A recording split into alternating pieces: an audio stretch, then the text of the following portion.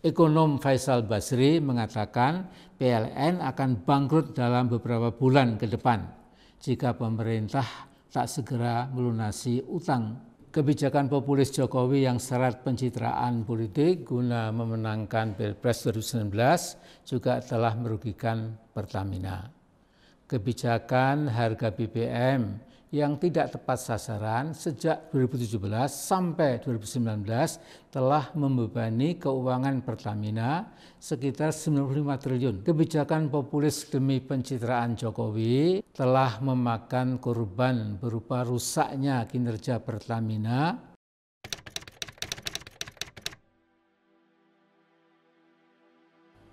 Kita lanjutkan saudara-saudaraku, masalah ke-9 mengenai pengelolaan sumber daya alam yang terang-terangan menentang pasal 33 UUD 45 dan menabrak aturan-aturan perundang-undangan yang ada. Maran Batubara, salah satu pakar yang menekuni pengelolaan SDA Indonesia, selalu resah karena cengkeraman pengusaha swasta dan asing di sektor energi dan sumber daya mineral terus saja berlanjut. Bahkan semakin menguat dengan ditetapkannya Undang-Undang Nomor 3 2020 tentang perubahan atas Undang-Undang Nomor 4 2009 tentang pertambangan mineral dan batu bara (Minerba) oleh DPR RI pada 12 Mei 2020. Salah satunya terlihat pada ketentuan dalam undang-undang tersebut dengan dijaminnya hak perpanjangan kontrak atas sejumlah kontrak pengelolaan tambang berdasar kontrak karya dan kontrak perusahaan perjanjian karya pertambangan batubara PKB 2B. Selain itu, Undang-Undang Nomor 3 2020 ini pun memberi jaminan bagi para pemegang izin usaha pertambangan khusus EUPK untuk otomatis mendapat perpanjangan izin. Padahal sesuai amanat pasal 33 ayat 2 UUD 45, cabang-cabang produksi yang penting bagi negara dan yang menguasai hajat hidup orang banyak harus dikuasai negara. Konstitusi dengan jelas menyatakan tidak boleh ada aturan yang menjamin perpanjangan otomatis atas kontrak dan izin. Artinya dalam hal ini wilayah kerja atau WK tambang yang kontrak dan izinnya berakhir, maka wilayah kerjanya harus dikembalikan kepada negara. Tujuannya agar pengelolaan wilayah kerja tambang dapat diserahkan kepada BUMN sehingga rakyat akan memperoleh manfaat terbesar dari pengelolaan sumber daya milik negara tersebut. Nah, penafsiran tersebut dapat dilihat pada peraturan dan landasan legal yang berlaku saat ini sebagai turunan dari pasal 33 UUD 45 yang dengan jelas menjamin hak BUMN untuk melanjutkan pengelolaan wilayah kerja tambang tersebut dan peraturan dimaksud diantaranya adalah TAP MPR nomor 4 tahun 98, putusan Mahkamah Konstitusi MK nomor 12 tahun 2012, putusan MK nomor 85 2013 dan pasal 75 Undang-Undang Minerba nomor 4 tahun 2009. Namun oleh rezim oligarkis yang dipimpin Mas Jokowi, seluruh peraturan di atas diganti dengan mengeliminasi, menghapus kedaulatan negara serta hak 270-an juta rakyat Indonesia.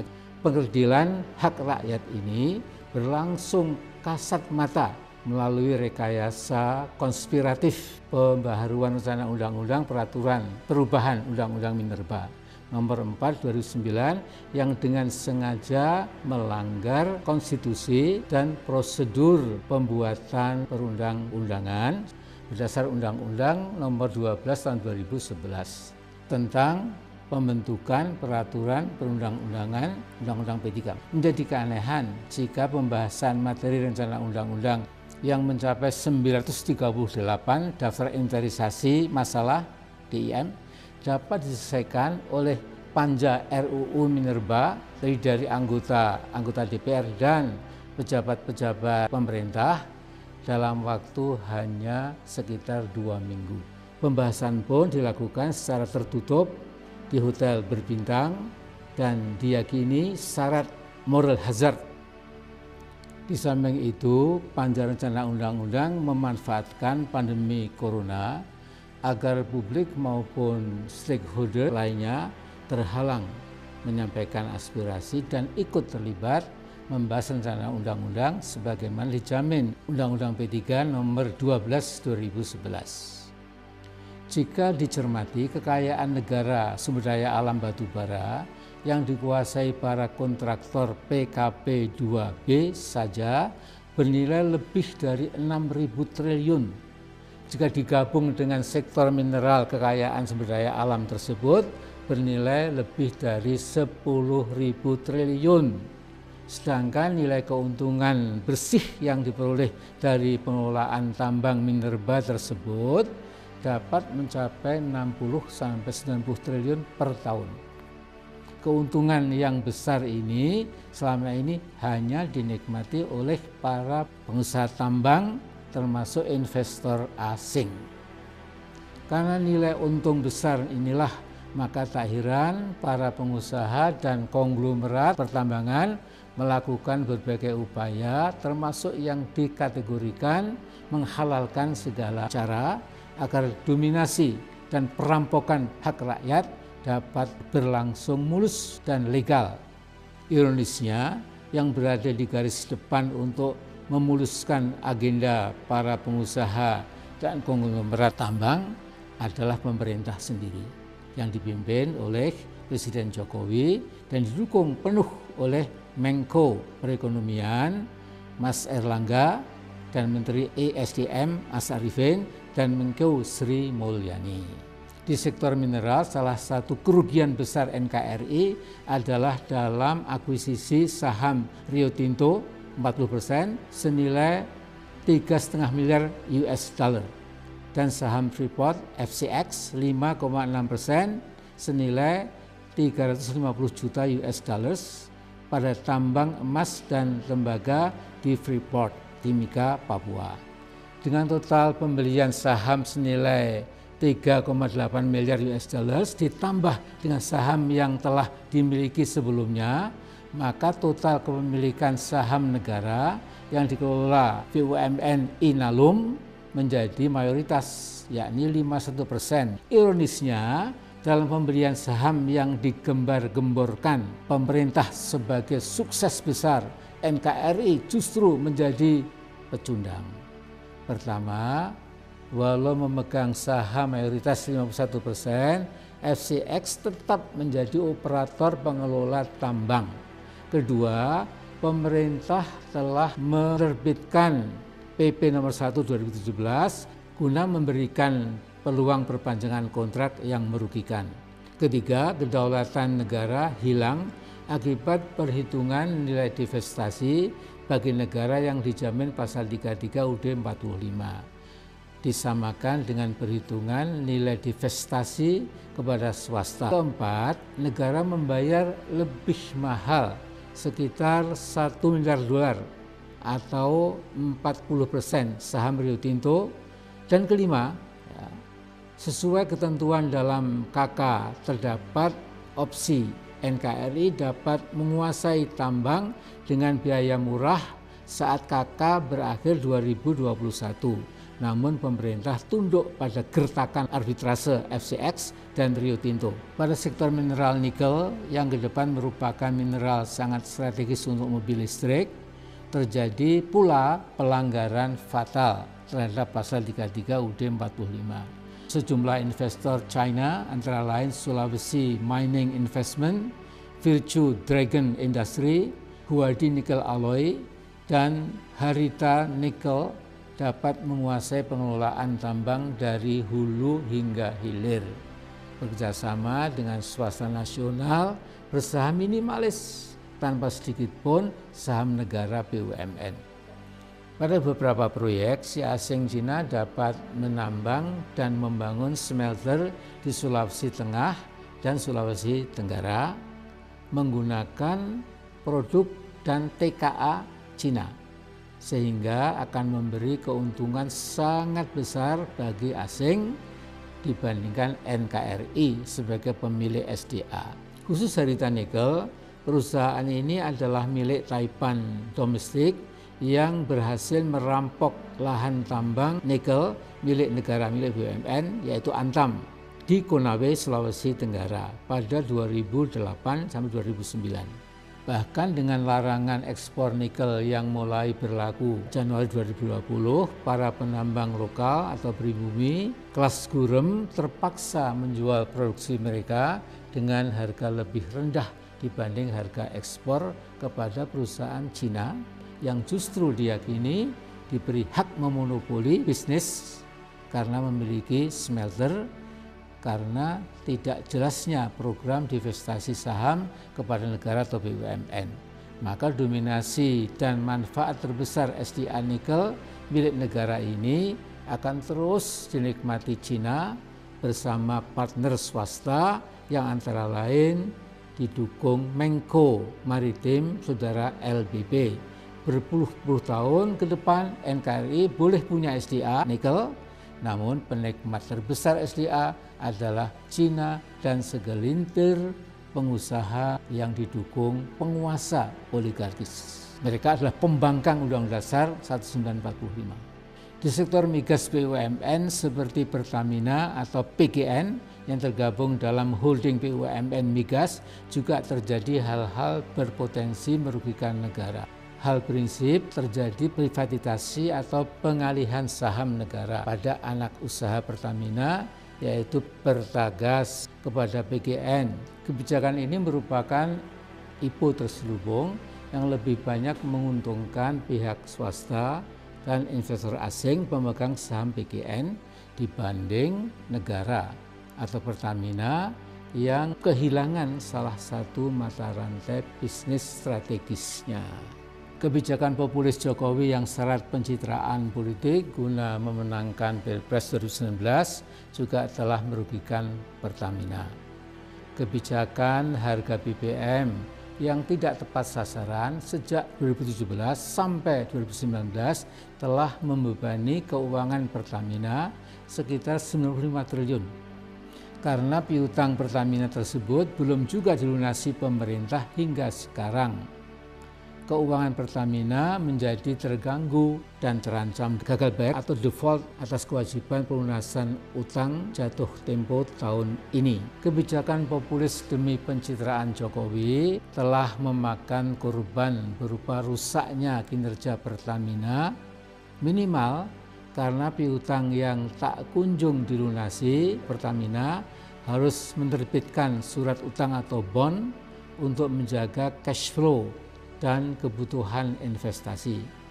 Pertamina rugi triliunan akibat harus membayar bunga utang, di mana utang tersebut terpaksa dibuat akibat kebijakan pemerintahan Pak Jokowi, ya, yang menjadikan Pertamina sebagai sapi perah untuk pencitraannya. Selain itu, rakyat pun ikut merugi karena tidak memperoleh kesempatan menikmati harga BBM yang lebih murah sebagai akibat turunnya harga minyak dunia. Pemerintahan Jokowi mengatakan harga BBM tidak turun guna membantu keuangan Pertamina dan karena harga minyak masih bergejolak. Padahal keuangan Pertamina rusak akibat pencitraan Pak Jokowi. Harga BBM seharusnya turun mengikuti formula bikinan pemerintah sendiri yang justru ditetapkan untuk mengikuti gejolak harga minyak. Tetapi tidak diturunkan. Sebagai korban kebijakan Jokowi, konsumen BBM Indonesia selama April-Juni 2020 dirugikan sekitar 18 triliun. Dalam periode kedua, pemerintahan kabinet Jokowi gencar. Untuk apa? Mengkampanyekan rencana penjualan saham anak-anak usaha Pertamina melalui program IPO, National Public Offering. Dikatakan IPO perlu dilakukan melalui penjualan subholding Pertamina untuk memperoleh dana murah. Padahal mekanisme IPO merupakan agenda investor kapitalis liberal. Untuk apa? Untuk meraih untung dari bisnis BUMN. Di sisi lain, bidang usaha Pertamina merupakan sektor bisnis strategis dan menyangkut hajat hidup orang banyak sesuai pasal 33 UUD 45 yang mestinya dikelola secara penuh 100% oleh BUMN. Saat ini Kementerian BUMN dan Pertamina sedang mengolah dan menganalisis anak-anak usaha dan subholding korporat yang akan di-IPO-kan, diprivatisasikan mengikuti skema unbundling. Melalui skema ini agar investor tertarik, maka akan dipilih anak-anak usaha yang menguntungkan dan mempunyai prospek bisnis yang baik untuk di-IPO-kan. Padahal dengan skema unbundling tersebut akan timbul dua masalah besar. Pertama, nilai produk yang harus dibayar konsumen menjadi lebih tinggi. Kedua, keuntungan Pertamina sebagai induk holding akan semakin turun karena sebagai induk holding Pertamina tinggal mengelola anak-anak perusahaan yang kurang menguntungkan atau yang merugi. Sebagai BUMN yang mempunyai tugas perintisan, Pertamina harus tetap menjalankan usaha di sektor-sektor yang merugikan sesuai perintah Undang-Undang BUMN nomor 19 tahun 2003. Hal ini dapat berjalan karena mekanisme cross subsidi, namun jika IPO anak-anak usaha yang menguntungkan terus berlanjut, maka kemampuan cross subsidi dari Pertamina akan hilang dan pembangunan wilayah-wilayah yang terpencil atau terbelakang semakin tertinggal. Di sektor listrik, PLN pun mengalami hal yang sama dengan Pertamina. Untuk kepentingan pencitraan Jokowi, pada 2018-2019 PLN harus menanggung beban subsidi listrik yang menjadi kewajiban pemerintah sekitar 48 triliun. Kondisi APBN 2020 yang semakin terbebani utang akibat defisit hingga 1.120 triliun telah menjadikan pelunasan utang ke PLN semakin sulit dilakukan. Nah, karena itu akibat kebijakan Jokowi, keuangan PLN bermasalah dan beban utang rakyat akibat defisit yang membengkak semakin bertambah. Di samping akibat kebijakan subsidi listrik yang tidak tepat sasaran, potensi bangkrutnya PLN dapat pula dipicu oleh kebijakan ambisius bernuansa oligarkis pemerintah. Mengapa mereka ingin membangun proyek pembangkitan listrik 35.000 megawatt meskipun sebagian 70% pembangkit dibangun swasta, PLN tetap harus membangun pembangkit sisanya 30% ditambah sarana transmisi, gardu-gardu listrik dan sarana distribusi yang biayanya sangat besar. Untuk itu PLN harus berutang sekitar 100 triliun setiap tahun dan telah terakumulasi menjadi lebih dari 500 triliun rupiah hingga saat ini. Ternyata karena didasari kesalahan perencanaan dan ambisi besar bernuansa oligarkis, pertumbuhan konsumsi listrik dalam 3 tahun terakhir tidak seperti yang direncanakan semula. Hal ini pun ikut mengganggu keuangan. Ekonom Faisal Basri mengatakan PLN akan bangkrut dalam beberapa bulan ke depan jika pemerintah tak segera melunasi utang. Dan jika hal ini terjadi, maka tingkat kepercayaan terhadap pemerintah akan turun. Di samping itu, yang lebih fatal adalah tidak berlanjutnya pelayanan PLN yang dapat menjadi alasan masuknya swasta mengelola sektor listrik negara. Nah, jika itu terjadi, di samping melanggar konstitusi, rakyat pun akan dibebani tarif listrik yang akan lebih mahal.